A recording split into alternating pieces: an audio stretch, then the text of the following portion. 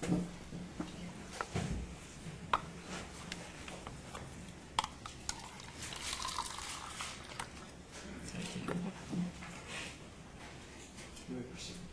you, Your Honor. Dr. Moffatt, would you please tell the judge your name? Pardon me? Would you please tell the judge your name?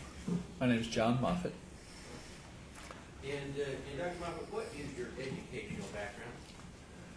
I have a bachelor's and master's in business, a master's in computer science, a PhD in education administration with a minor in computer science.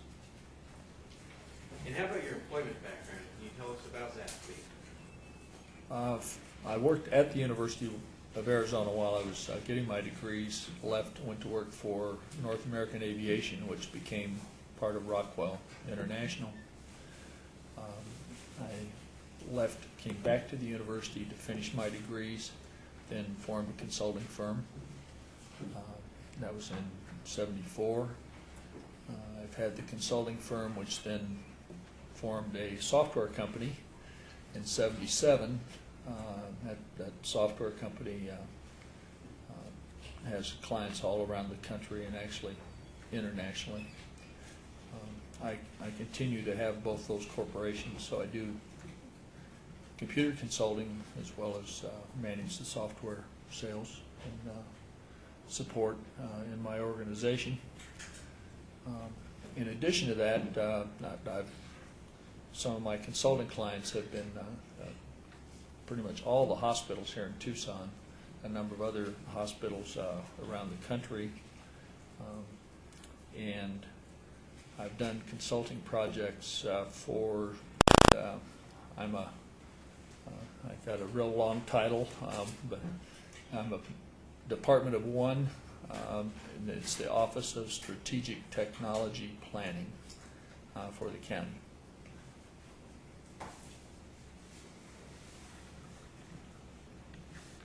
Dr. Moffatt, from your professional experience, are there some generally accepted methods of assuring the security of a computer system?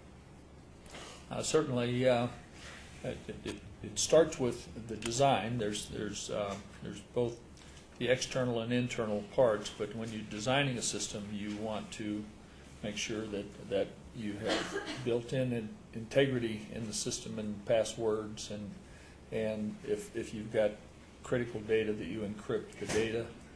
If you've got access audit logs, such as we do see in the GEM system, so you can see what has happened. Often if you need like a banking transaction system or something where you need to back transactions out, and the GEM system has that capability also, you have to keep track of the various transactions and the detail that made those transactions up. In addition to that, good documentation, good testing, the testing process, which we've heard a lot about, but is very integral to the successful implementation of a system. When you're testing a secure system, you need to test not only for the general day-to-day use of the system, but you need to test for the threats that you at least can think of and anticipate. I have a tester in my office that has no computer background, and that's why we hired her. She's a teacher, and her job is to break our software, and she's pretty good at it sometimes when we're in the development process. But you want to make sure that you've gone through and make sure that the system flows well, and flows accurately. But then you also attempt to break it from from different angles. Another component of this, that's kind of the logical security of the system. In addition to that, you have physical security. There are things where you put passwords. And the GEM system has a special code that's put on these little memory cards that control the devices. So when it writes the card, it puts a code in that card. So when the information is transmitted back from that card, if it comes in over a modem or even if it's plugged in, the GEM system internally matches that code to the code that it knows that was written to that card to make sure that it's the same card. The other physical aspects, we've talked quite a bit about the physical aspects of the counting center, but that's why you have computer centers that have access control, that have video monitoring, that have, in some cases, restricted areas where the public is not even allowed in. One of my projects at Rockwell was to be the project manager of a computer center that had a 5-acre computer room, and it had all the various aspects. And when we looked at the physical security aspects, we looked at power and the RF issues that have been alleged to be a problem with the GEM system, and all of the environmental part as well. The other part of the physical piece is making sure that the people working with the system are, at least you have some level of integrity and some level of managing or evaluating that.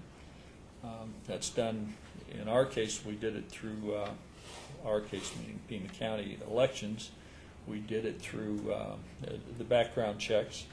The same is done with the county's IT folks, and make sure that we don't have anybody that can be compromised. And this is one of the other issues when you have somebody that's in a position of control.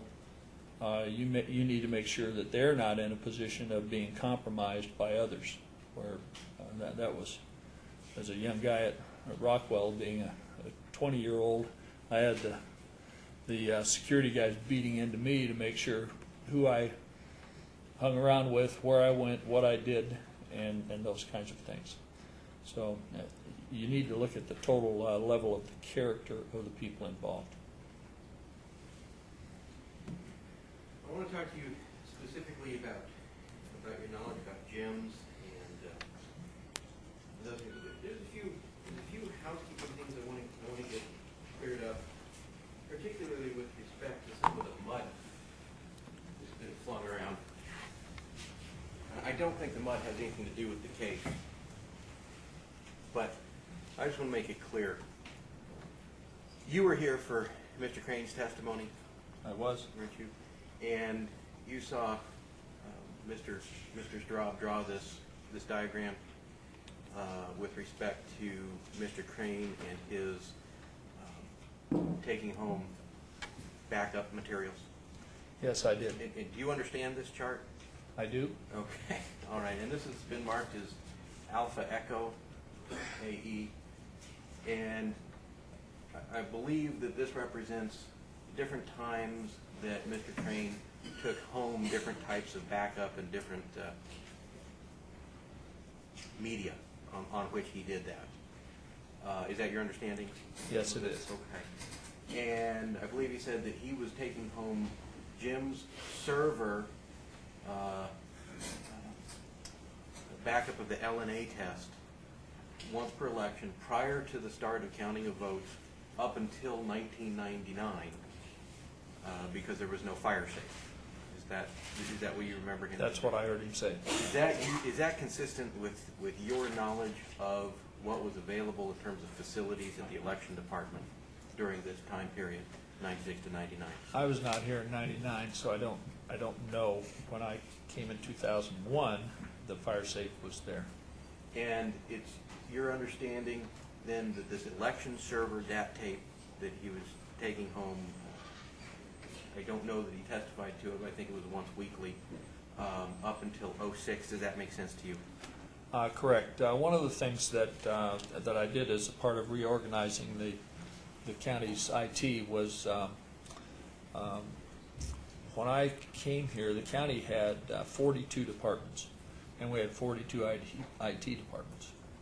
And everything was decentralized: system management, location of servers, the UPS, uninterruptible power supplies, the facilities, air conditioning, all of that. We had computer rooms all over the county. And one of the recommendations that I made was that we could achieve some significant improvements in operation, staffing, and we had a risk situation with information strung out all over the county. So I proceeded to go talk to various departments about why they had their computers where they were. The elections computer was actually in the old county IT server room. May I interrupt you right there? When you talk about election server, what are we talking about? I'm talking about the administrative server that you were talking about. The Jim's vote counting server was also in that same facility, but when I went to talk to them, I walked in and there's 3 computers there, and you've seen those 3 computers in the picture that, or at least they described where the elections server or the administrative server was to the left of the Jim's servers. And I didn't know the rules, so I went in to talk to Bryan Crane about when we're going to move this over to the computer center. And Bryan was vehement about the fact that the Jim servers could not go. They could not be on a network. They could not be moved out of tight control. So we proceeded to plan to move their administrative machine, which has been entitled up here the election server. That was planned. We moved all the departments. We have 2 departments left. We've been doing it at a very deliberate pace. But in the summer of 2006, when they moved to a new facility, we chose that to be the time. So the election server, as described here, was moved to the central computer room. At that point in time, the central IT folks took over the backup process. Backups are taken off that machine and actually replicated to other sites as a part of our disaster recovery. And so while we're talking about backups, some of the other things we've heard, some of the other mud that's been flung, I'm going to move this, has to do with backup of the RTA database for the May 2006 RTA election. Now, if I understand it, are you familiar with the way that we send, or that is, say, what is on the tapes that Pima County sends to the Secretary of State? I haven't examined the tape in depth, but I have seen Bryan essentially do a copy of the system, and then that is what was sent. So it's essentially a copy of what's on the hard drive. And you're familiar with the report that that I-Beta did for the Attorney General last spring and summer? I am. Okay. And is it your understanding that essentially what happens is Bryan will back up all the information that's on the Jim server, and he'll back it up over here to a DAT tape, and then this is going to go to the attorney, the Secretary of State? On the old servers, that's how they were backing it up, and that's how they submitted it. And then the next time, and this is election 1, sometime way back in the distant past, cruddy marker. I'll keep going just because the colors are the same. And then that essentially what he does is he backs that the next time there'll be, this information will still be on the server, and then maybe there'll be vote totals and things like this. And we're talking about the Jim server here. Correct. And then the next time there'll be information for maybe, Thank you. I wasn't hinting, but thank you.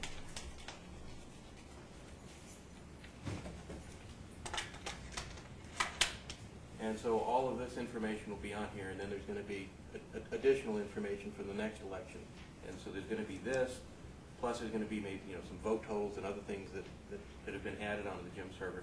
And then there's going to be a database for the new election, and he backs that up to another tape. Is this your understanding of the way this process works? That's correct. After an election is completed, and when they get ready to start the next election, so there's some time gap in there, they go through and clean up all the work files that have been generated. I believe you heard testimony that as many as 20 files could be generated during an election. They go through and clean up a lot of the interim files, but they keep the LNA files. I can't tell you exactly what file it is, but I was told the LNA file, certainly the final file, and the file that's done from the LNA test. And I actually have seen some evidence of that. They then move that to the backup server. There are two servers. There's the primary server and the backup server.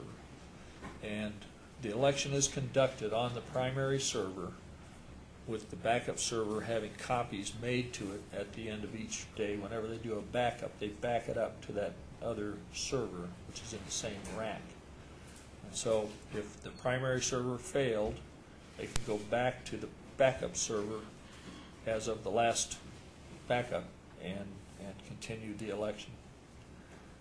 What happens just before they get ready to start a new election is they go to the primary server and they clean up the work files, for lack of a better word. That's what they are. And then they move that election over to the backup server. There are very few. There are files still on the primary server, but it's only the 2 or 3 files per election that I was talking about that are left on the primary server. And then when they do the backup to send to the Secretary of State, they back up the primary server. That's what is put onto the tape to send. Okay, so we'll call this one A, and we'll call this one B. And this backup includes the new stuff that was put on, but also includes the old stuff. Some parts of the old stuff. Okay. And then eventually, over a period of time, you get to the point where we've got B1, and we've got 2, and we've got various things up to, I don't know, 14. Okay, and this is going over here, and we'll call this, in. Okay, and then we've got the same thing again, and instead of calling 14, let's call it RTA. Okay, this is the RTA stuff. Okay. Then we have a subsequent election, and we have 1, we have 2 over here, we have RTA, okay, and then we have subsequent election, which maybe we'll call The primary of 06. for example.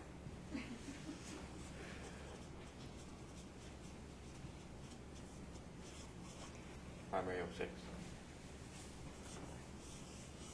We'll call that O. All right. So if you don't have tape in, but you do have tape O, if you have O, are you also going to have the same information that you would have had on in? Yes. And is that in fact the situation in Pima County with respect to the RTA? It is the situation. There's one mitigating piece here. The servers were changed out between the creation of those two. May I draw?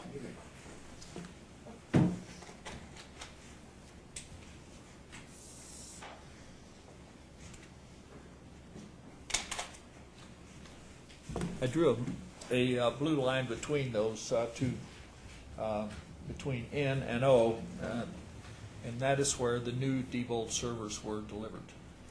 And as a part of the file conversion process, the files were copied off of the Diebold, the old election server onto the new one. To do that, they zipped some of those files up. So if I were to look on tape O for the file that I would have expected to see for the RTA election, I didn't see it because it was in a zip file, not broken out like it was in the past. So when they copied the files over, there's a zip file out there that says old Jim server or something. I can give you the exact name. But it contained the information that we're talking about for the RTA election. So then is there a way to see the contents of the RTA database? Yes, there is. And did the Attorney General have access to the RTA database when they conducted their investigation? Yes, they did. Did the Attorney General find any fraud? No, they did not.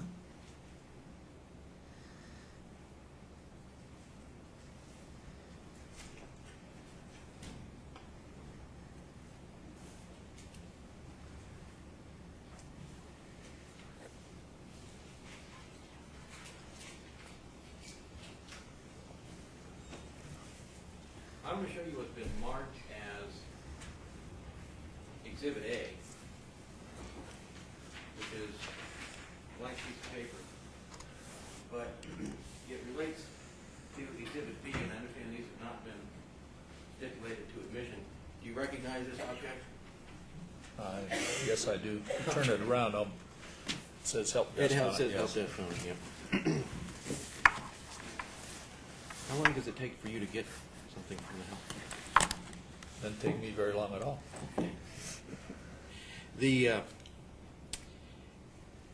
Can you tell me what that bag is? What's in there and what the story is behind this thing? Right. The bag contains a laptop. We were attempting to provide the source for an in-camera inspection on your part. So we took one of the help desk laptops that they use as loaners, cleaned it off.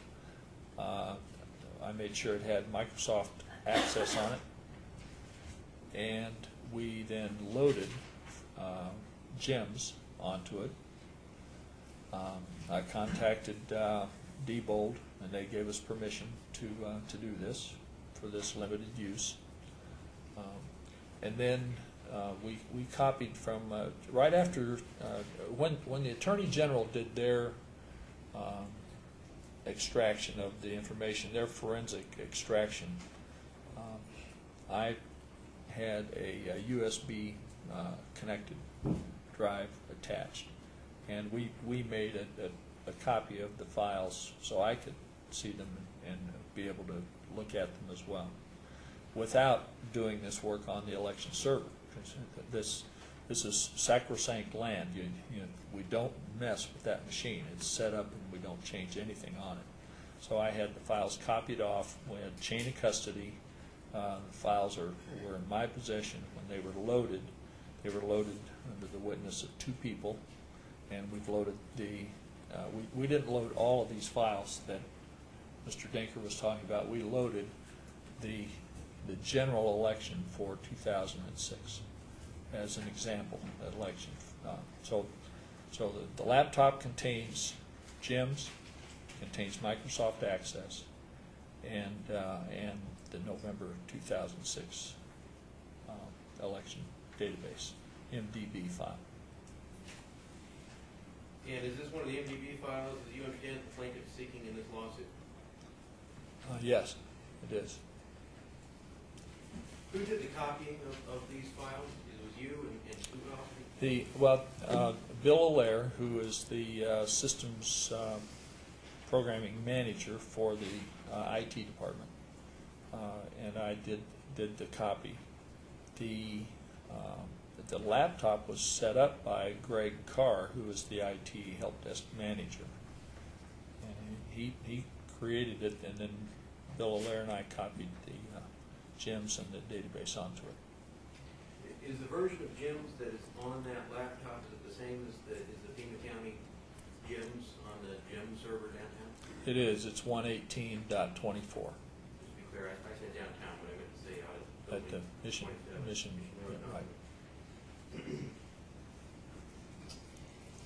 And have there been any alterations made to the GEMS or the access programs or the MDB file? Any changes at all? The one thing we did was I changed the password just to make it simple.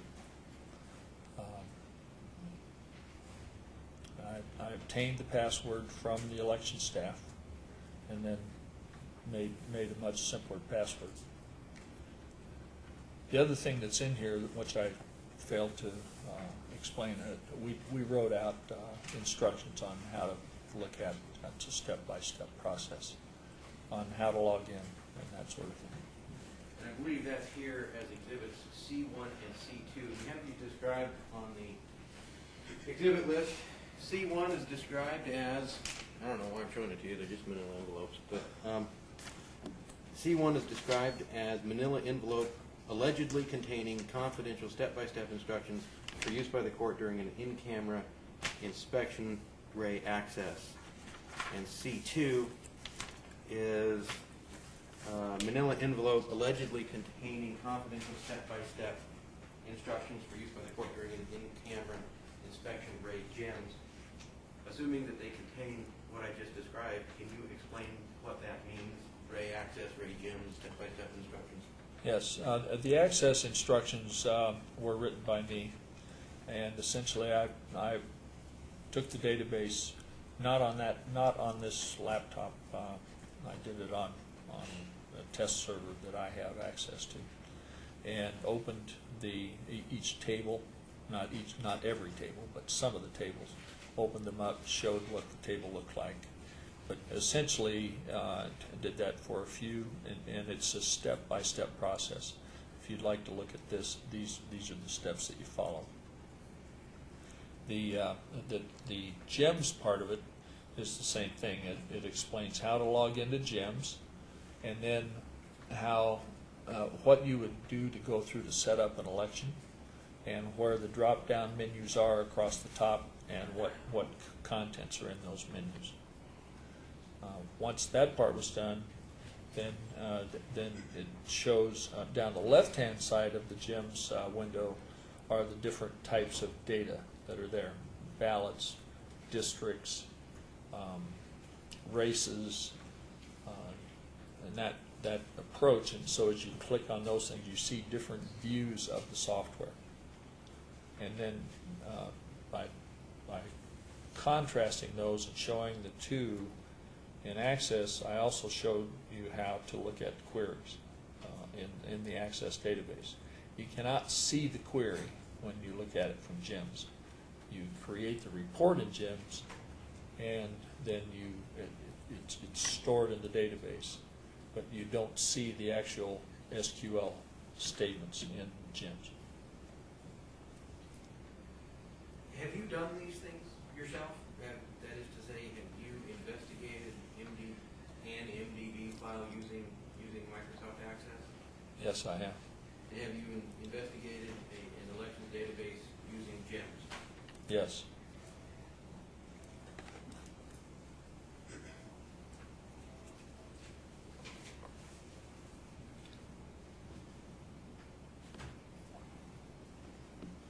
Can you, to the best of your knowledge, have those instructions for this computer been provided to the plaintiffs? I don't know. I don't believe so. I don't know. And do you know why not? Well, our concern was it reveals, in doing some of the screenshots and the information that's in there, that would reveal that the very information that we're trying to protect. So our goal was to provide it in camera for your review, but not have it out where it could become part of the public record of this trial. So, Your Honor, at this time I would like to admit plaintiff's exhibits A, B, C1, and C2 to the court in the event, Your Honor, that the court would like to look at these things and see what we're all talking about. Response? Yes, Judge, I absolutely object. You know, we believe in transparency, and I don't want, without being drug into it, to have a situation where Dr. Moffatt creates secret instructions that a judge looks at secretly in his chambers that would be used to arrive at a decision where we've had testimony by umpteen experts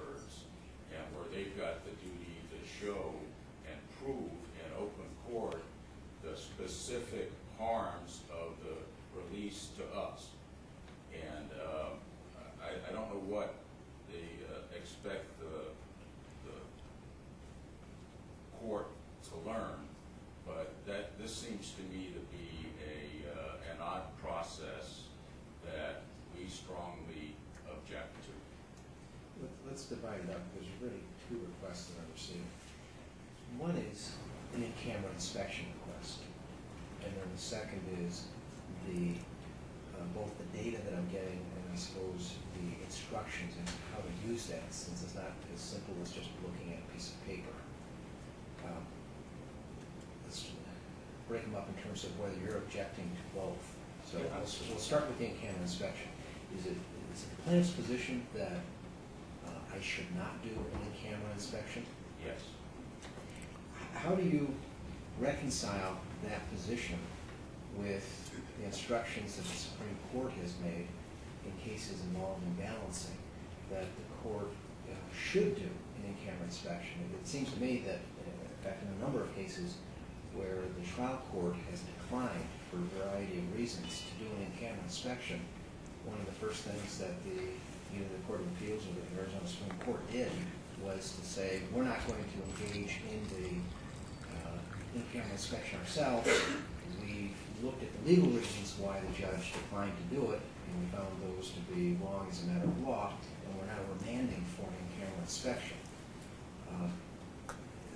It does seem to me that the threshold issue is frequently, has the trial court looked at this and made a determination of whether this is whether it's a public record or if it is a public record, the balance.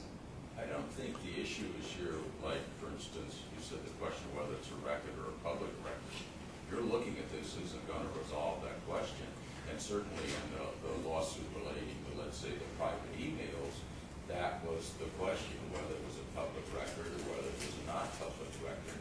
I don't believe that they're asking you to make that decision. My understanding is they're asking you to see what's harmful. And they're giving you instructions of who knows what in there.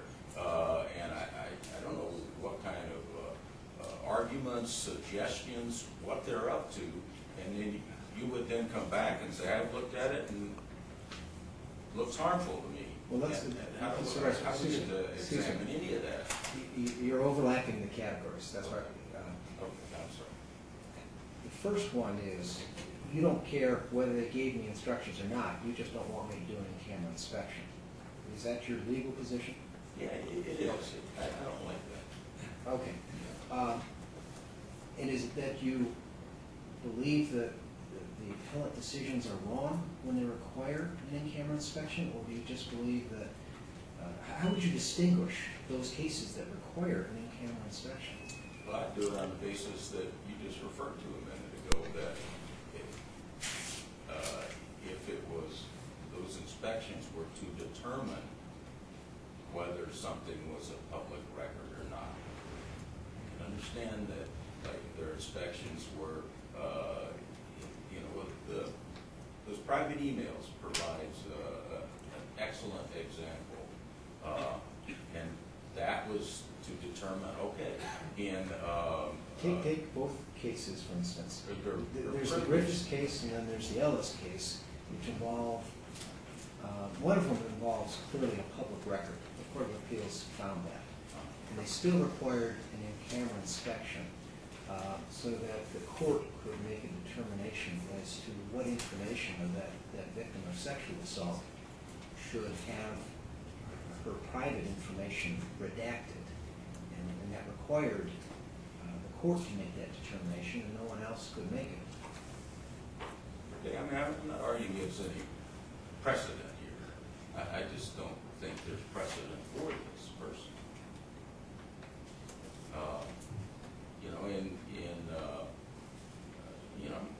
You do it all the time. That could alter the context, but if I look at what you're asking to receive prior to its disclosure, assuming that's my order, that seems to be exactly in compliance with what is the general principle. So if the court has any question about it, the court has to conduct an in-camera inspection, and it would be legal error for me not to conduct that inspection. I've seen enough cases where the court has reversed solely on that basis. Okay, Judge, you're asking a guy who likes openness, so. Okay. Thanks. Mr. Denker, I think what Mr. Reisner is also getting at, and this part troubles me a bit, is whether you're asking me to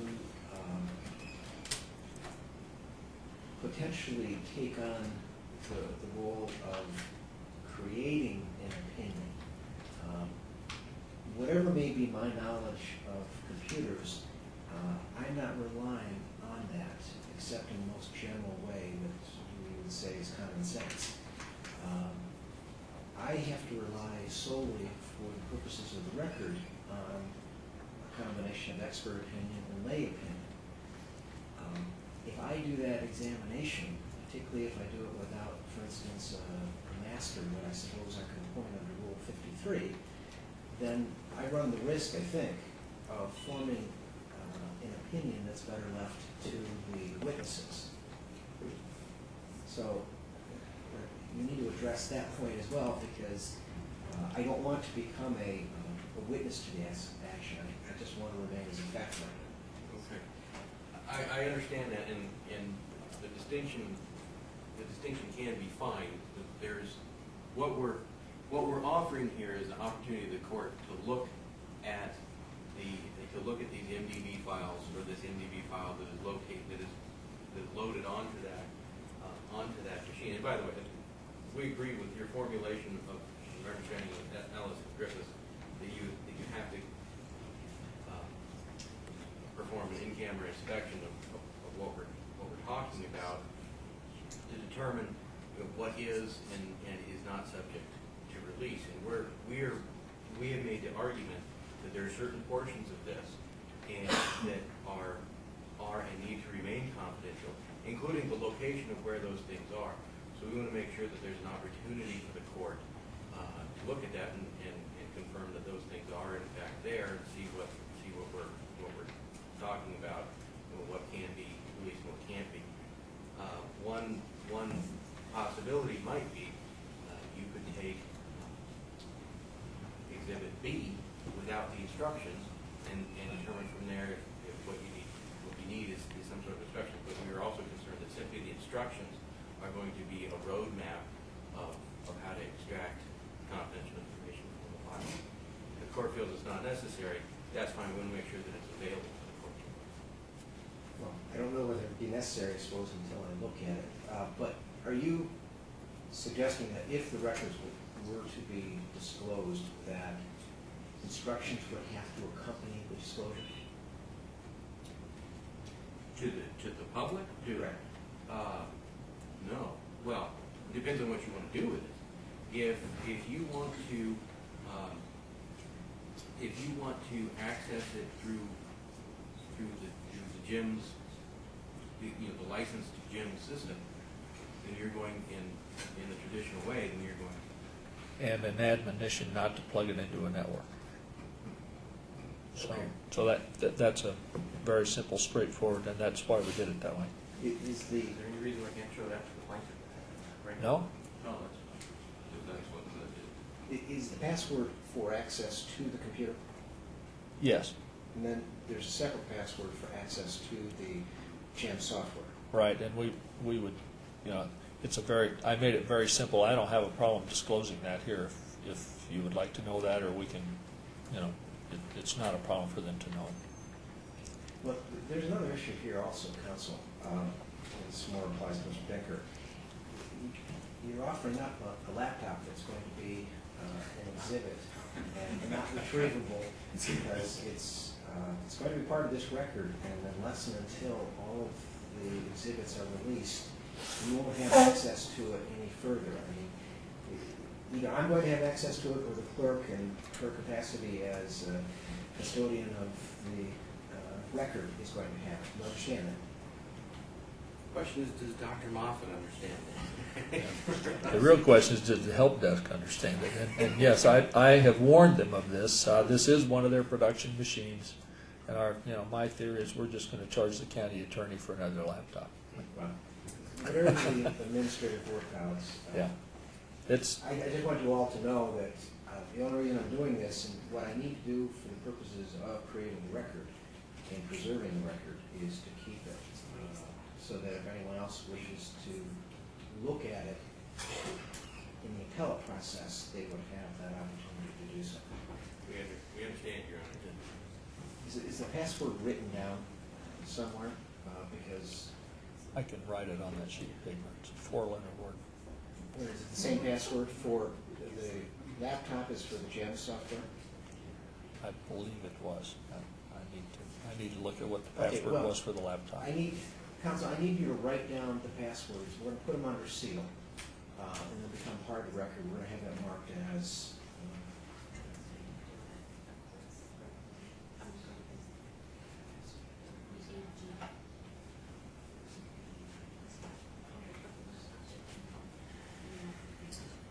This will be marked as Exhibit B1. I also ordered that B1 be sealed because it contains a password. And just to be clear for the record, when we say password, there's passwords for accessing the laptop and then there's passwords for GEMs. I need both. Those will both be B1. Correct. Just write it down on a single sheet of paper, and then it'll be admitted under seal.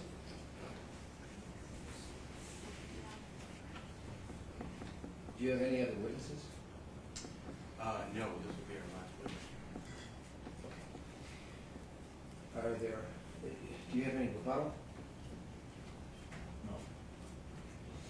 So when we're concluded, we still have a cross-examination, of course. I assume, Mr. Reznor.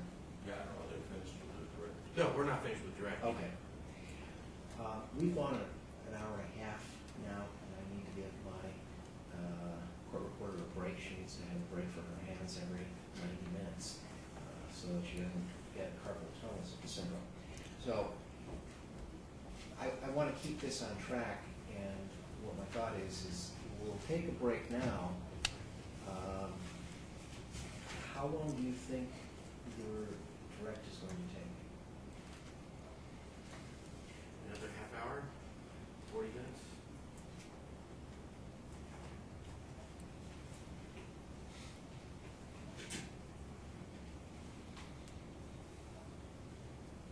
Counsel, I'd like to make sure that even with an hour lunch break, that we finish with the testimony by 2 o'clock. Because we had an extended argument on the legal issues yesterday on motion for judgment, you had given to me, although that does link to the document with some additional keystrokes. Unless the defendant has a basis to believe that the Secretary of State's website for the state of California has somehow been spoofed or is not valid, then I will accept the report. What I would like to do is so that we have a precise URL I can print it out as to the specific PDF file, and then I put in today's date because I think it's important with the URL to indicate when it was last accessed. Judge, I want to mention one thing. When the witness was asked to look at it, it seemed that just the front page, but not all of the appendix was there, and I'd like to offer the complete appendix to have part of the exhibit. As long as that's the entire document. Yes. Then it's accepted. Is there anything else you wish to say on the offer by the plaintiff regarding Exhibit 17? No. In that case, 17 is the one with the missing page that came out. that's the Secretary of State's report on controlled analysis. Exactly. Yeah, with respect to security issues. In June of 2006, when the board was reviewing the TSX system adoption, the Democratic Party or several people, I don't know that it came directly from the Democratic Party, but a large 3-ring binder was submitted for review by the board and the county administrator. That binder was passed on to me. It had a DVD in it that had a video on it, Mr. March was showing how to hack the election. Showed you what tables to go into and step through. And in addition to that, there was probably a good 2 inches of printed blog sites, websites, emails, identifying the threats and all the problems with the Diebold systems. A lot of that had to do with TS machines as opposed to the TSX, which we were going to adopt. But anyway, that's when I was first asked to review that, and I did the review and presented a report to the board. What was the main idea of this presentation of this binder and the movie and DVD and all of that? What was the main gist of that challenge? Well, the main theme was the number one, the vulnerability of the TSX machine, and number two, the vulnerability of the Diebold GEMS system, how easily it could be hacked, and other security holes in the system. And did you do any independent research on your own in addition to that in order to confirm or deny these? I did. I went to the National Institute of Science and Technology, looked at several papers that were written there. I went to the Brennan Center and reviewed a number of reports, including a report on electronic voting. And then I did some independent research, just going to various websites on the internet to try to find out more. What did you find? Well, the Brennan Center report I found to be very, very useful. That was an analysis of all the electronic voting systems. It wasn't just of the Diebold system, but they identified over 120 threats to elections. And I found that to be very telling, very interesting. Showed they gave examples of how threats could be accomplished, and then one of the other parts of the report included the number of people it took to accomplish these. One example is to stuff ballots at a precinct. They figured it took 5 people to get the ballots, and 1 person to stuff them and 1 person to modify the register. So it was just quite a large compilation of a number of these threats, not necessarily relating to the Diebold system, but areas that I felt needed to be addressed.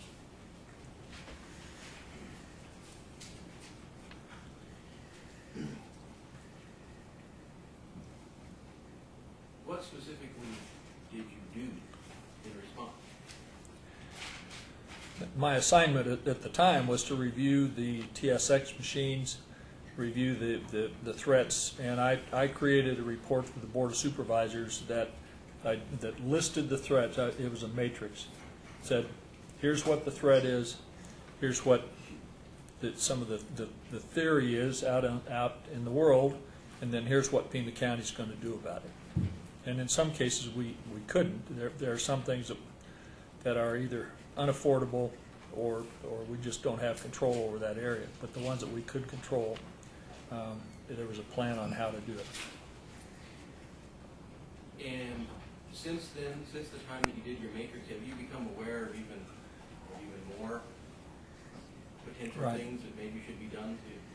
Since I've gotten involved in this, I continue to dig, trying to find out things. We certainly, as has already been pointed out, we've had good information from the folks in the Democratic Party, but I've also been able to come up with a number of other references and concerns. I've talked to some people. Follow up. Without going into too much detail, what specific concerns do you have at this time that you think are potential problems with the GEM system? Well, I continue to be concerned about the ability to make changes and affect it. Some of the areas that regarding this situation, that I have are the availability and the ease of generating ballots. If you have the GIMS software, it's very simple to generate ballots and print them. That's one of my largest concerns. Certainly we've done a lot, and you've heard already that we've secured the server, but there are a number of other things out in the periphery that need to be addressed as well. I want to talk to you a little bit about the artwork, and I think you heard Professor King testify also about reports and other things of that type that you can do if you had this information. Correct. I'm going to go back up here to the easel and see if I can remember which of these markers work.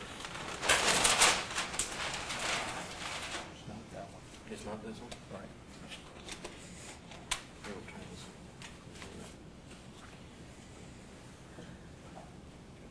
one. My understanding of one of the things that you need in order to produce results, or produce reports, ballots, things like that that are exact copies of the official one, is you actually need the GIMS executable file. Correct. And into that, you need to feed either the MDB or the GBF. Okay, these talk to each other.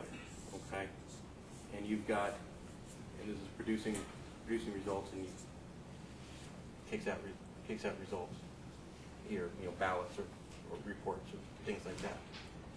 Now you can also access this with access, right? You can open it up and you can look at it. Correct. Okay. But if you don't have the executable, you can't produce the exact reports, the exact copies of the ballots and things like that. Is that correct, based on your understanding? Certainly, that's my understanding. You don't have the logic and the flow and that sort of thing that's available in the executable.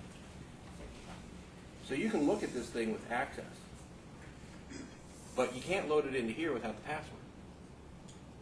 That's correct. And what we heard Mr. Brakey testify to is that this has in here, among a million other pieces of information, it's got some subset in here that represents the password. You can't see what it is by looking at it with access. Okay, but you can see that it is there. Is this? Yes, you can see it, and you see an unintelligible series of characters that have been encrypted. So if you have the executable, you can produce an empty new file with the executable and give it your own password. That's what I believe I heard Mr. Brakey say. And then you can copy that password over here, and this we're going to call the county file. All right, the official county file. And at this point, you can load this back into here, and you can start producing county results. That's right. That's where he had testified he uses Mingo and encrypts it, and then when he copies it into the executable, he uses that password.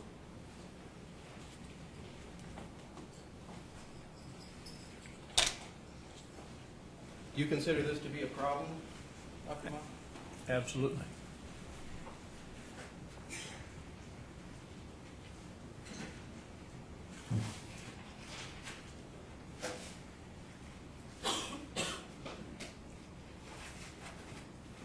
And so according to this, the two things that you need in order to produce Pima County results are a GIMS executable file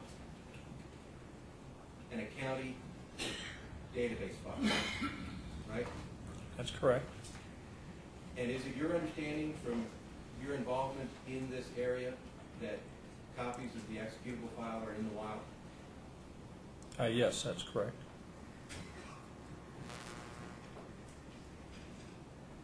Do you believe, therefore, that it would be a threat if Pima County's databases were released into the wild? I do. Do you understand what's generally referred to as reverse engineering? Yes, I do. Do you believe that reverse engineering represents a threat if the databases were released into the wild? Absolutely. Do you have experience with that type of thing? I do. Can you explain that for us? The most pertinent one and most recent is the Pima County tax system that actually prints our tax bills is over 20 years old. The design and the program for that system, the executable is still around, but the detailed design was not available, and we needed to replace it.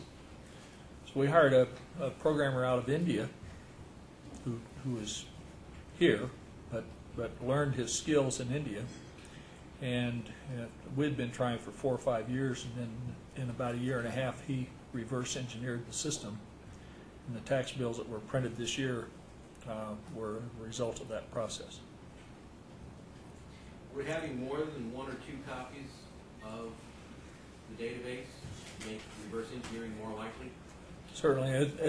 One of the things when you're doing reverse engineering, and we had about 10 years or 12 years worth of data files, that when you have a whole series, you can see patterns to the data, and you can test the various scenarios that exist. Because if you test against one data file, you only have one set of conditions, but over time you'll see the other conditions. So if you've got a longitudinal series, then you build your knowledge base as you go through the iterative process, and you try different theories. Professor King talked about some of this also as you're trying to build a way into certain unknown areas. You have the results against which you keep testing until you keep changing your program until you get the result that you want.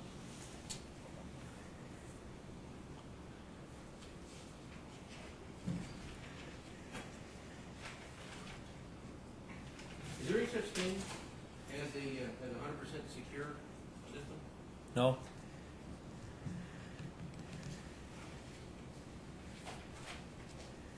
right, I may not have any more questions. Give me just a moment.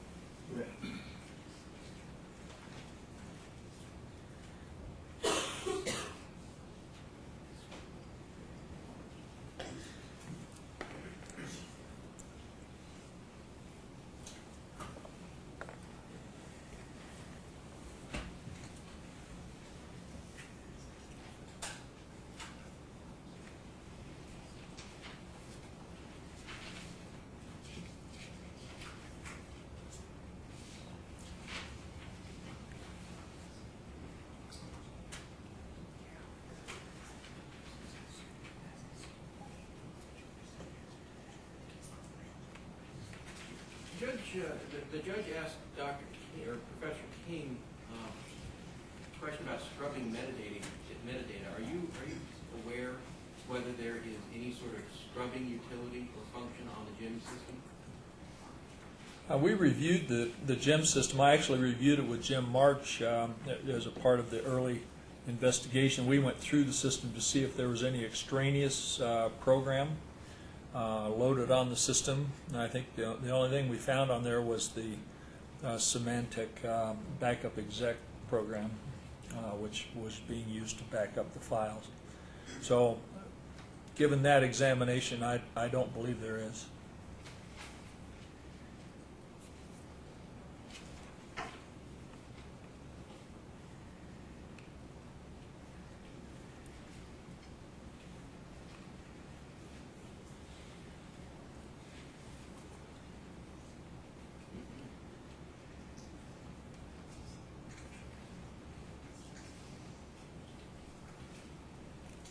In Pima County,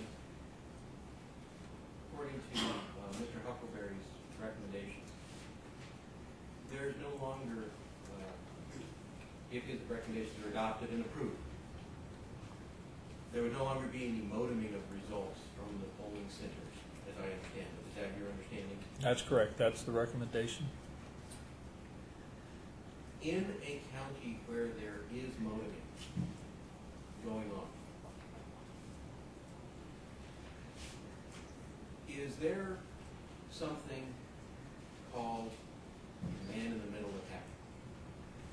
Yes, that was one of the things that I discovered in my original analysis.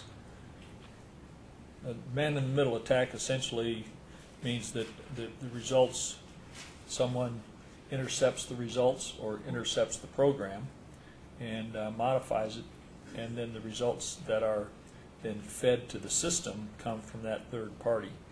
And where we're modeming results, the way you would do this is, I'll try to be brief here, but at the end of the night, when they close out an AccuVote system, which is the only one that we modem in or have in the past, a part of the closeout process comes up and says, are you ready to transmit? And if you say yes, the phone number comes up on the screen. And that is programmed in through GEMS. If Programmed into what? it's programmed, it's stored in GEMS and then programmed into the memory card that controls the AccuVote computer. So it's stored there, it displays, but then the operator is given the option. It says, is this the right number? They can say no. And I apologize for interrupting. Is that phone number stored in the MDB file? It is. It's stored in the MDB file as a part of the setup process. Then the GEMS system takes that information out of the MDB file and creates the memory card that is put in the AccuVote. So at the end of the day, when they get ready to transmit, it comes up and says, is this the number you want to dial? The reason that's in there is if something wasn't working properly, then they had to dial an alternate number. But they have the option to change it. So let's say you were the man in the middle, I was the precinct worker, I would put your phone number in. What happens is I transmit the file to you, you're ready, you receive the file. The information that I transmitted in that file includes that ID that I talked about earlier, the unique ID for this precinct. So it comes to you by knowing the memory card formats that were talked about earlier with the crop scanner and the ability to modify these memory cards. By knowing those formats and knowing what this file looks like when it's transmitted, the man in the middle can then change the results, and now they know the number that it was supposed to have dialed, so now they can transmit the information in to the counting center. The way the GEMS software works, and this is a function of the way precincts work, is quite often precincts will send their results 3 or 4 times just to make sure. So the system, once it gets results for a precinct, it notes that it got an additional attempt to send it in, but it doesn't take the subsequent result. So if I'm back in the precinct, I transmit to the man in the middle, give him 15 minutes or him or her 15 minutes, whatever it is, they do their thing, they send it in, then I, in front of everybody, say, okay, it's time to transmit. I transmit the file, and nobody at the precinct knows anything was different. But the counting system got the original, or got the modified result. That was that, and that man in the middle attack is documented in a number of places. Yeah, just to be clear, in do it in other counties with respect to security or the maintenance of their elections department or I personally went to Santa Cruz County to observe what was being done there, and talked with the clerk of the board is also the director of elections there. Talked with her, got a tour of their computer room. The elections, as opposed to Pima County, where the GEMS server, to be precise, the GEMS server in Santa Cruz County sits in the computer room with all the other computers. And it happens to also sit right next to the network, all the network wiring for the entire building. And it's right next to the door. The area is used as a passageway. People go through it from one department to another. And while we were there observing it, the 3 guys from the Beacons Foundation came in unescorted to dump the garbage. So there's no security, in my opinion, there. We could not verify, and I believe Mr. March, Mr. Brakey went there, and they couldn't verify that that machine was not on the internet, nor could they verify it was not connected to another machine someplace else. So that gives me pause for the ability for external folks to access that machine. Have you seen the report called Rural County Blues? I think it was produced by Mr. Brakey and March. I have. And I think we have that marked for an exhibit here somewhere. No. Is that basically where they document their findings? That's correct. They went to a number of counties and documented what they found. So exhibit G. So even though we've locked down to the best of our ability in Pima County, would you, in your professional opinion, say that there are many unknown risks that are always presenting themselves in the area of computer security? Certainly, and this is an evolving thing. It's just like the hackers. There's always somebody new trying something a different way to get in. But the concern I have, more importantly, in this situation, it was one of the reasons that I made the recommendation to not release this, is that we have very lax security in a number of these counties. So in your opinion, in your professional opinion, would the release of Pima County's elections databases to the public increase the vulnerability of the GIMS system? Absolutely. That's all I have. Question 10. Thank you, Judge.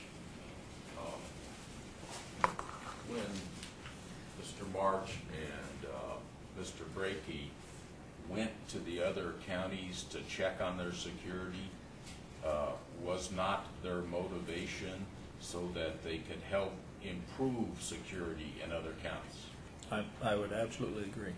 And were they doing that on behalf of the Democratic Party? That's my understanding.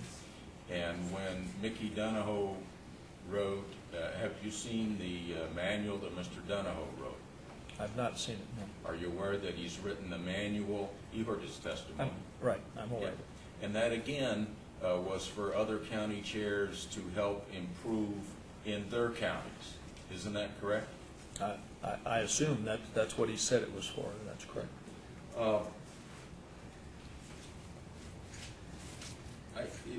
The Brennan, the Machinery of Democracy, this is the report cited.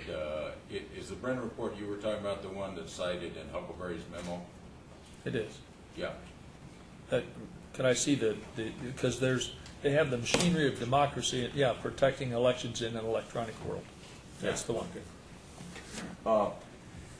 I'll ask you about that. I have some questions in a moment on that.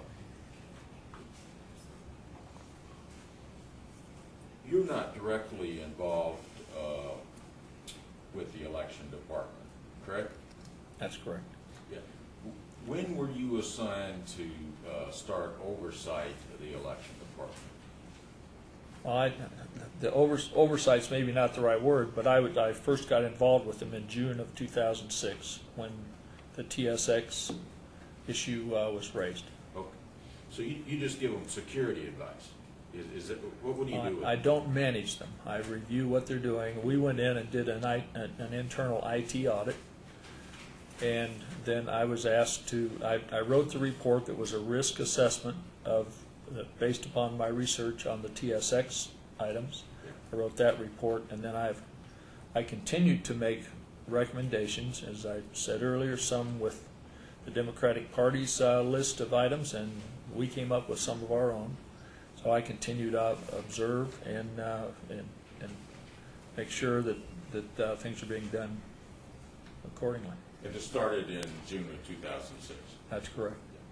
And then in July, during your deposition of 2007, more than a year later, you learned for the first time that Pima County and Bryan Crane had a crop scanner, essentially a hack tool.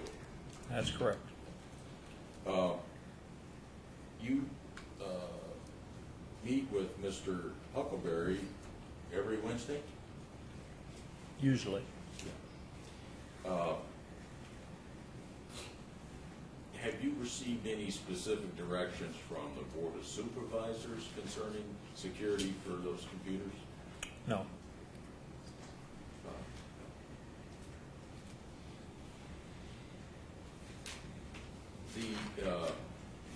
The Democratic Party had worked with you to make a lot of security improvements with the physical security of that computer, correct?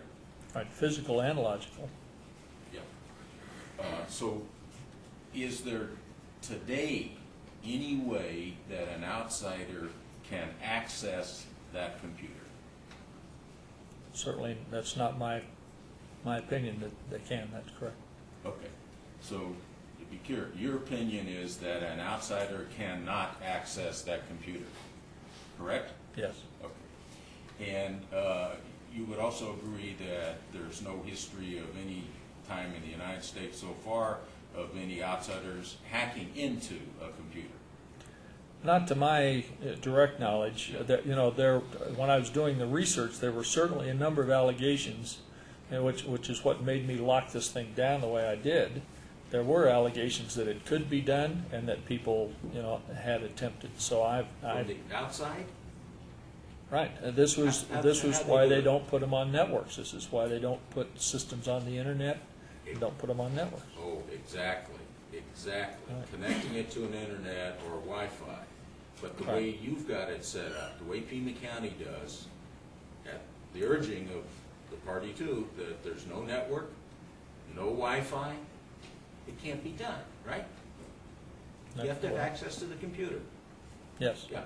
So now let's talk about what's the specific harm you see if the Democratic Party has a copy of the database. Specific material harm that you see that's probable. Well, the probable is, I guess, for your judgment. The concerns I have are more what we've been talking about. And the largest concern, and one of the major reasons that I made the recommendation that I did, that we not release this, is having the database and the ability to look at it is one thing. Having the GEM software and having the ability to generate ballots, having the ability to generate reports, because of the report headings and everything that are in the system. Look, you know, I could generate a statement of votes cast that is not the same as the statement of votes cast generated out of the official elections result by going in and using some of the methodologies that Mr. March has shown and that other people have talked about. If you go in and change the numbers, generate a very valid statement of votes cast one day, 2 hours after releasing the database and having that in my hands, I could generate a statement of votes cast that has different numbers on it than was officially submitted for canvass. That's one. Number two, the second thing is the ability to print ballots. You've heard a lot about all the artwork and the text and everything. It does take a lot to put this ballot together. But when you get the system, as soon as you get the system, you can generate a ballot. If the format and the structure of the ballots do not change that much from election to election. If I'm a candidate and the elections department has put together their template, they send it out to the candidates, and whether they're Republican, Democrat, this doesn't have anything to do with the specifics of the party. It's sent out early. So people have the ability to get their hands on what the ballot's going to look like.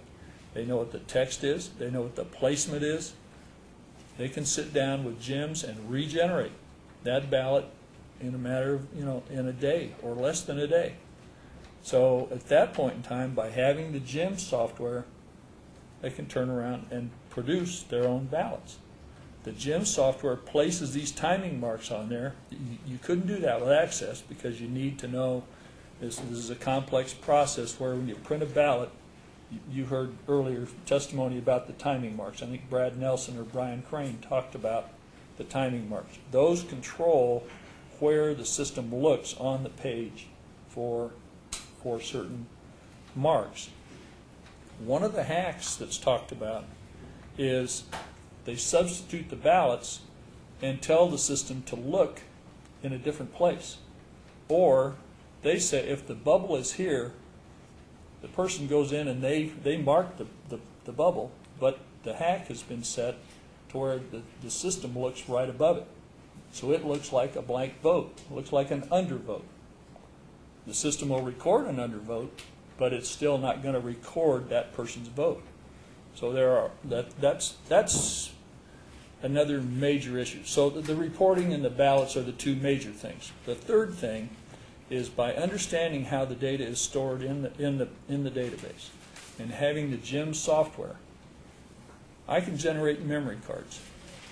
As we've heard testimony that those memory cards are available on the open market. So anybody can go buy one. Anybody with a crop scanner, which I didn't know we had, but I confiscated the day after you told me.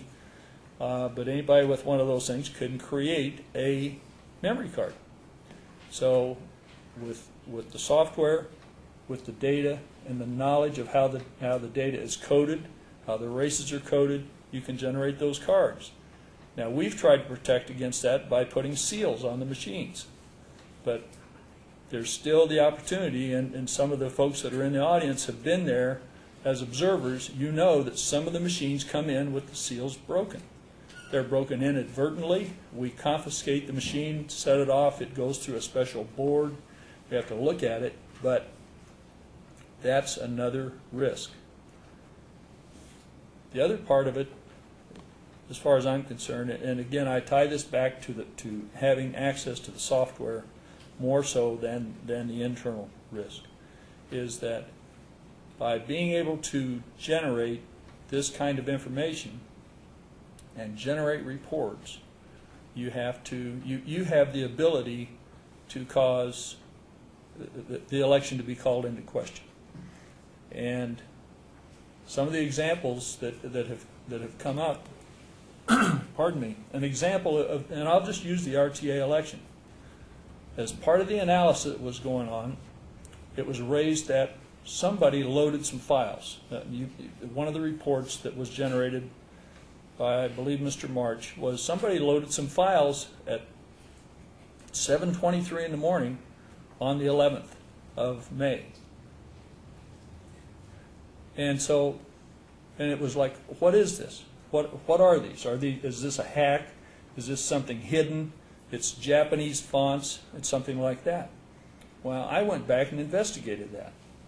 And it's a part of the software that comes down with, when Diebold loaded the system, they have a product called Ghost Script that they use to print the ballots.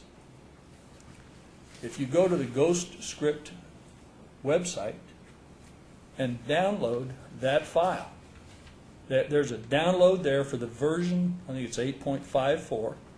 You download the zip file, you unzip that file, and I did this on my desktop, and the files in question came right out of there. And that could have very easily been done, yet a report is written and given to the Democratic Party calling that into question. The other thing was, I was accused of tampering with the information that was given to iBeta. What I did was, when I started looking at the files, we were concerned about a date anomaly. And it's there. There's no question. There's a date anomaly there. So I went back and looked on the system trying to figure out what happened.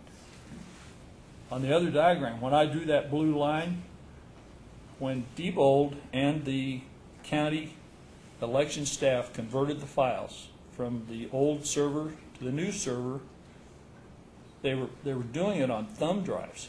These little 1 and 2 gigabyte drives. They were too small to hold these big files, so they zipped the files in. Now the file that's on the server that was produced, and it was in the data directory that we printed out and gave to the Democratic Party, the file was inside the zip file. So they didn't see it. It wasn't until I called it to the attention of the iBeta investigator that he unzipped it and found the files. So my point is that by releasing some of this stuff, we raise the ability to raise questions. I am very much in support of many of the things that are going on here. We have cooperated with you guys on everything up to the one thing, which was the release of the database. We have given you GEMS logs. We've given you Windows event logs. We've given you disk directories. We've given you everything you've asked for, but this one thing. But the reason I drew the line is this is a major security flaw, and I, that's, you're hearing why I drew the line. Got any more? No, I'll stop there. We're trying to get done by 2 o'clock. I'm sorry. Yeah, you gave the Democratic Party everything they asked for. When they asked to look at Bryan Crane's computer to see what was on it, you denied it until several days later after notifying Bryan Crane, correct? Well, we were in Bryan Crane's office area, so he knew.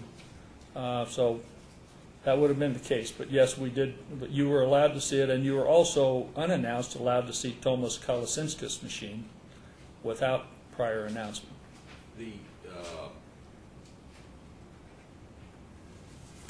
Let me roll this back because I want to look at some of these things.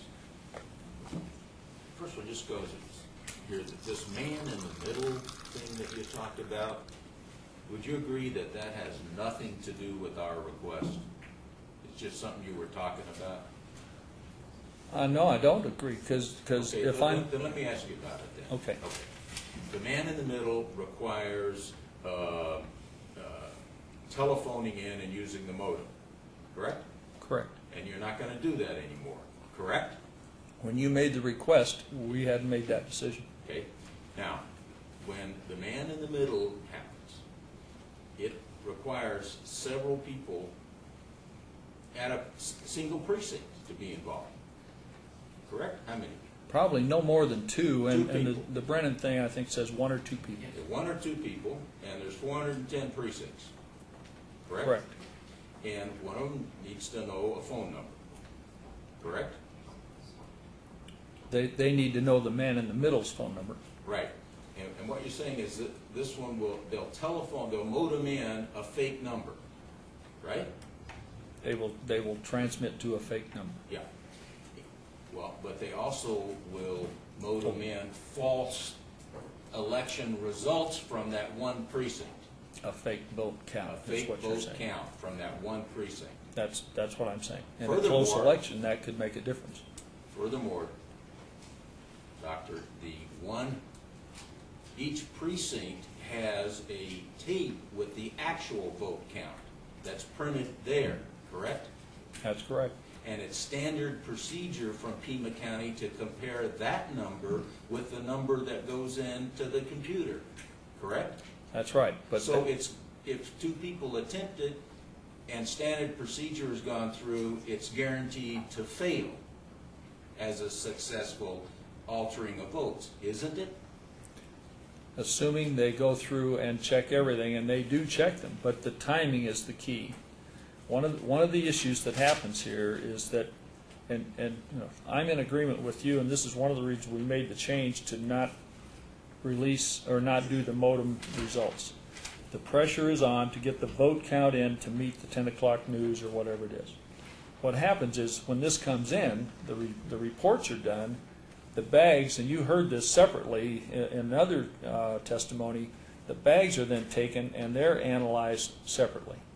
So those occur several days after the results can be released. Now, your number concerns, I'd like to look at concerns. One was can generate reports. Absolutely. Now, and you said a statement of votes cast. I don't understand what this concern is. So what's the problem with this? Okay, the statement of votes cast is the very detailed report, Yeah. precinct by precinct, Yeah. candidate by candidate. Okay, that, as a part of the test that I did, I went in and used Mr. March's approach to the things, and I changed a couple of races. I printed a statement of votes cast. I went in and changed the numbers, immediately went back and printed a statement of votes cast report that reflected the changed numbers.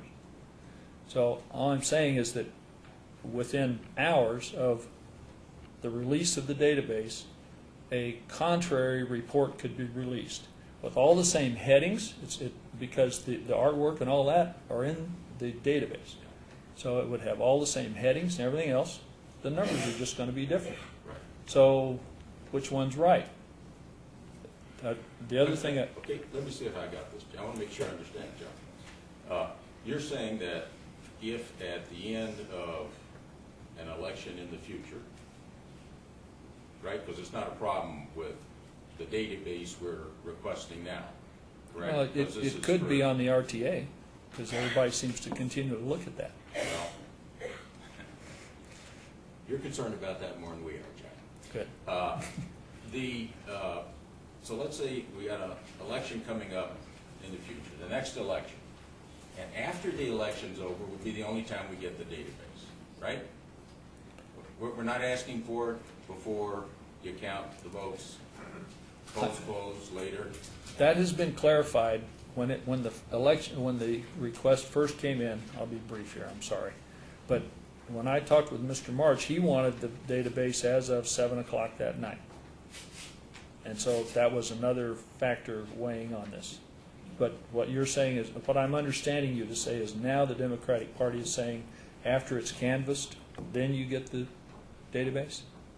Look, we can quibble about that. What I'm saying is the polls close at 7.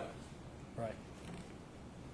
Whether it's 10 o'clock that night or 12, it takes time to analyze these things. You understand there's 5 days, but let's say the polls are closed. That's the critical thing I want to concentrate on for this question. The polls are closed, and at what moment it's determined appropriate, the Democratic Party can get a copy of the database. Assume that's the case, okay?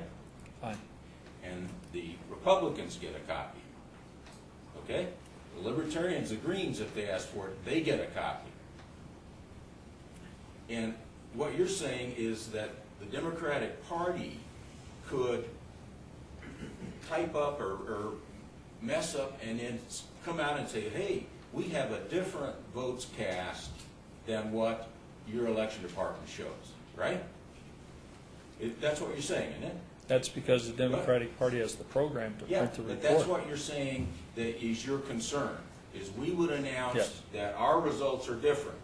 Yes. Meanwhile, the Republicans have a copy, the other parties have a copy, you have the original database, and you have the ballots. That's right. Have you ever heard of like the historical term of being tarred and feathered and run out of town on a board? If that was attempted, what do you think that would do, since you could absolutely prove it was fraudulent, to the Democratic Party's credibility in the community? Well, the issue, the only... Anyway, I've got it right, okay? That's what you were, that's your concern number 1. That is my concern. Okay. Right. Let's go to number 2, the ability to print ballots. And there was testimony that Photoshop would work. You agree with that? I don't. Okay. Why not? Mainly because you've got, it requires 2 things. But the primary thing is if you took an image of Photoshop, one of the big issues is the placement and the exact placement of these timing marks in relationship to the point where where a ballot is marked. Yeah? If you were to take an image, a scanned image of a ballot, Yeah. scanners don't come out with the exact precise placement sufficient to get those timing marks and that relationship correct. Well, the timing marks, I mean, it's a little round oval that needs to be read.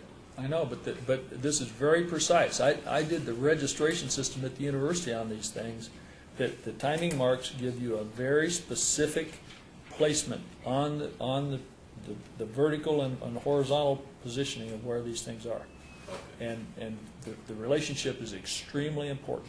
And it's so extremely important that with an actual ballot that's being read on the machine, no one could figure out where those, Photoshop wouldn't pick up on that or some other technique. You would have to, given enough time, I'm sure you could sit there and iteratively play with it. But number one, you got to have a scanner that's going to scan it and know whether it's going to read it or not. And number two, you do have to get it precise. I guess what I'm talking about is the general mechanics of scanning it in, using Photoshop, flipping two things around and printing it back out will not work. Okay. And the concern is that the party might fake 1,600 ballots, right? How many did? Wasn't there testimony from Bryan Crane about how many different ballot types he produces for each election? It was 1,600. I'm not worried about doing 1,600. Remember, when we get down to some of these close races that are the Oro Valley race is an example where you lose a race by 3 or 4 votes or even 20 or 30 votes. That was a couple of precincts or maybe one precinct. You can change the outcome, and this is one of the things you'll find in that report in your hand. You can change the outcome by affecting at the precinct what happens. Okay. Actually, I looked. I don't want to take the time, but I didn't find that here. Okay. So that's your concern number 2. It is. Okay. And actually, let me see. The Brennan study actually talks about how difficult that would be to produce your own ballot, and then you have to get it in. If you produced one of these ballots, then there has to be some system of getting that into the individual precincts and stuff like that, right? I agree. Okay.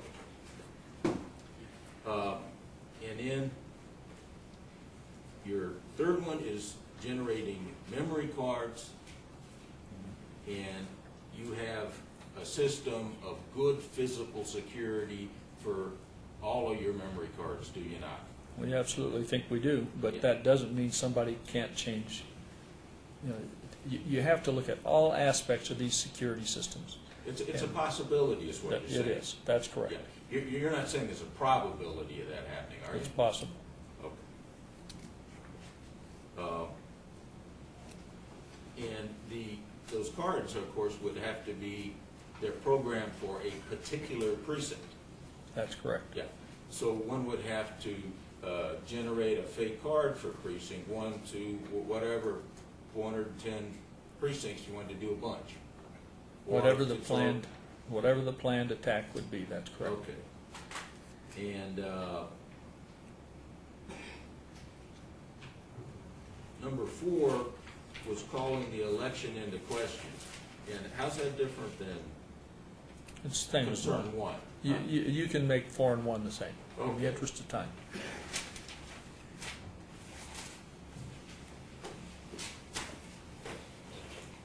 And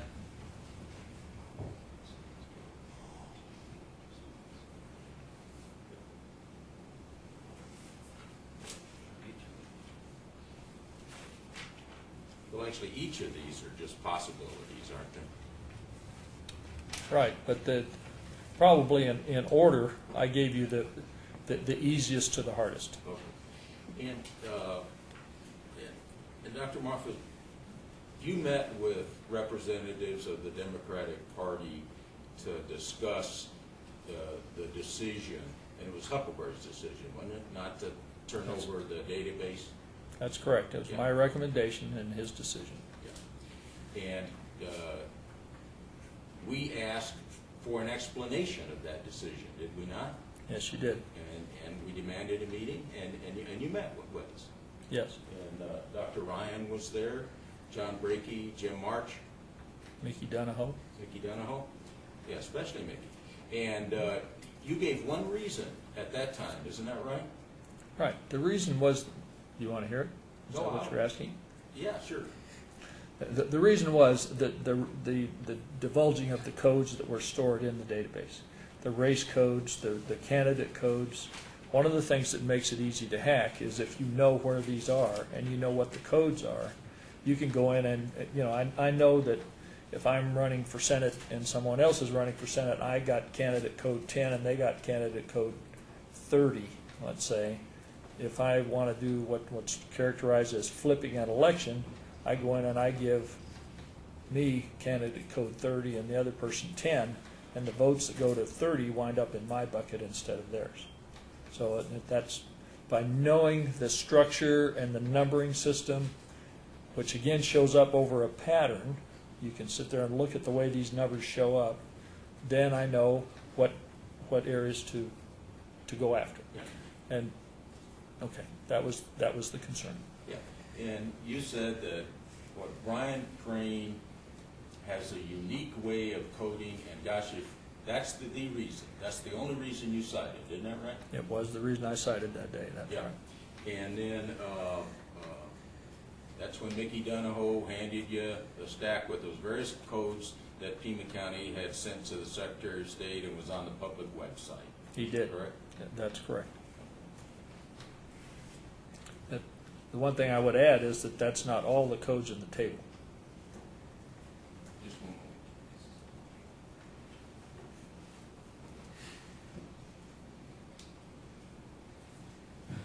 Put it in place in the 2006 general election, Bryan Crane or Tomas Calasensis that wanted to subvert the apparent outcome of the election, would your security procedures have discovered that?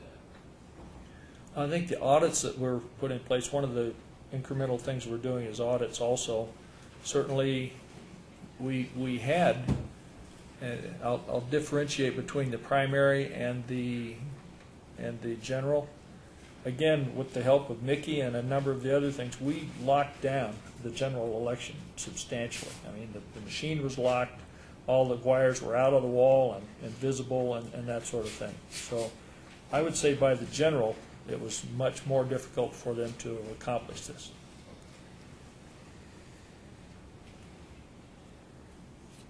Could you have detected a change in the database? Again, only after going back and comparing the votes. They do an analysis of all the votes, the registers, and what you had said, taking the tapes from all the machines. That one. We probably would have detected that. That's correct.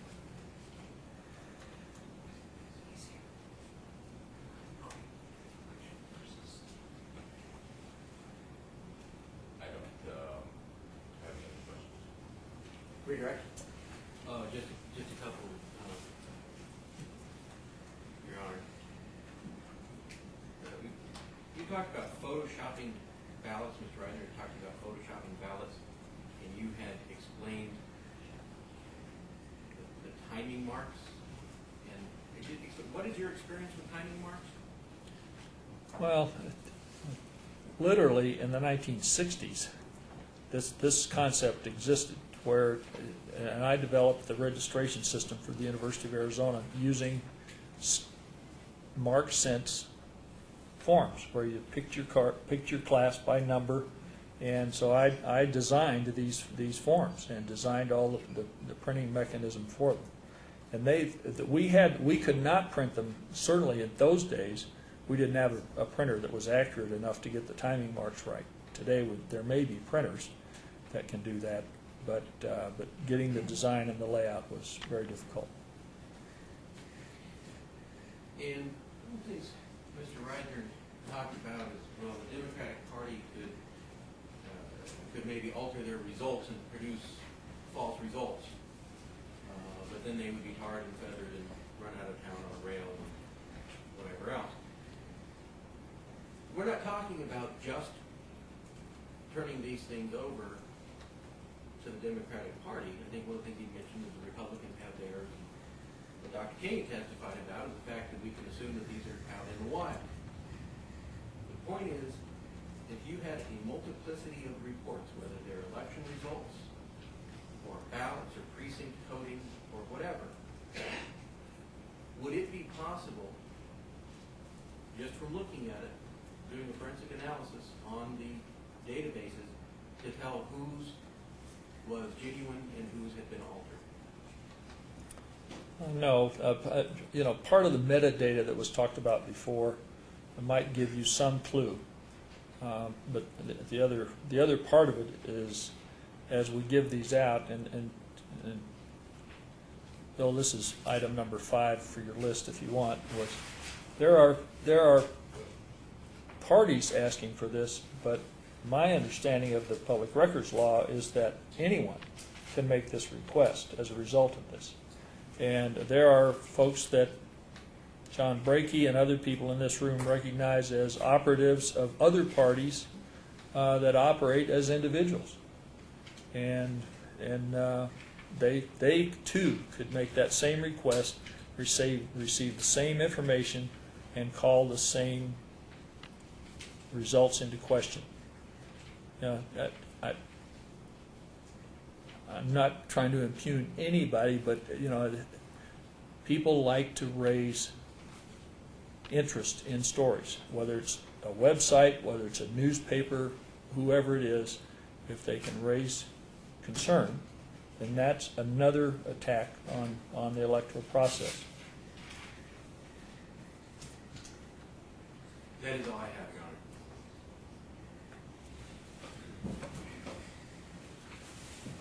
Dr. Moffatt?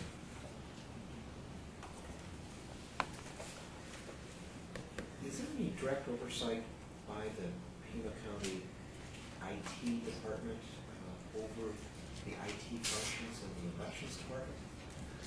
Well, I don't run the IT department at the county, nor the elections department. But what we did is we did an audit of the department and made some recommendations.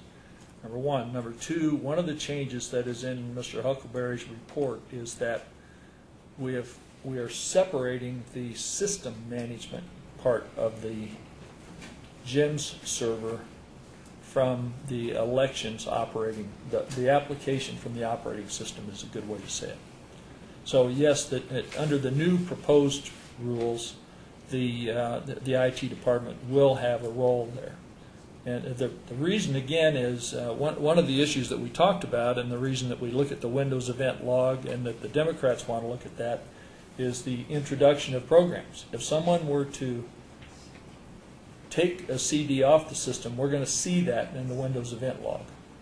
If they're going to put it back, that would be fine. But if somebody were to introduce, let's say, a thumb drive on the machine, we have disabled the thumb drive on the machine, but Bryan Crane or the person that is the system administrator can go in and turn that drive, that capability on.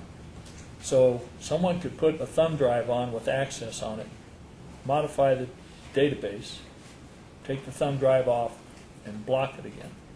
So by separating those capabilities, the people running the application will not be able to load any inappropriate software or load any software, and they don't have system management controls where they could go in and change dates and change some of the metadata that we're concerned about here. So that's why I added that second level of separation. Let me deal with the fundamental issue. That you said you don't oversee IT. I wasn't assuming that you did, but I did assume that based on your work that you've been asked to perform, that you have knowledge of how IT works within Pima County, as well as how IT has worked in the past in the elections department. Is that true? That's true. Okay. Did I understand you correctly that county IT, will have an oversight responsibility for the election server, but not for the GEM server, if these recommendations are accepted? No, that's not a correct statement. The county IT has had oversight of the elections server, meaning their word processing and office type stuff, since July of '06. That's when the server was moved to the IT computer room, and they oversee that part now. The proposal is that the IT systems and programming group would have the oversight of the GEMS servers and the system programming responsibilities, system administration responsibility for the GEMS servers. Will they have to exercise that responsibility at the room where the GEM server is located? Yes, yeah, they have to come down there. Based on your review, have you determined whether anyone besides Mr. Crane has the competence necessary to put everything together to create the ballots and the memory cards for an election? Mr. Kolosinskas, who's a name that has kind of popped in here a little bit, was kind of his understudy and has been working there for at least a couple of years, if not longer. He has that competence, but because of some legislation that was passed in the past legislature, he is not an American citizen. He has a green card. So legislation that was developed and passed in the Arizona legislature, which was, in my opinion, directly at him, prohibits him from being involved in the counting and processing of votes. So we have transferred him out of that department. Well, So back to my original yeah. question. All right, sorry. Is there anyone who I'll both has make these shorter. competence and certification necessary to do the ballot prep other than Mr. Crane? Yes, there's another lady, and Anne. Yes, the answer is yes. Her first name is Anne. Okay, I don't need those details. Right. Is there just one other person? They have recently hired a person from the city of Tucson, and with the intent of that person also being involved in this process. You've heard me refer to that statement before that there are significant security flaws with the architecture of the GEM software. Yes, Do you agree with that? I do. As a result of your review and as part of your recommendations, have you considered other election management software that doesn't have significant security flaws? We have, and actually that's in Mr. Huckleberry's report also, to begin looking for another system. However, in the Brennan report that I've referred to several times, their comment is that they're all flawed, and that's what I'm hearing from other people as well. We're also limited in the number of systems that we can have access to by the Secretary of State. If she does not certify a system, we don't have access to it. So our options are limited to probably 3 systems, none of which are highly secure. Do I understand correctly, it's your professional opinion that there's no election management software without a significant security flaw? That is my professional opinion.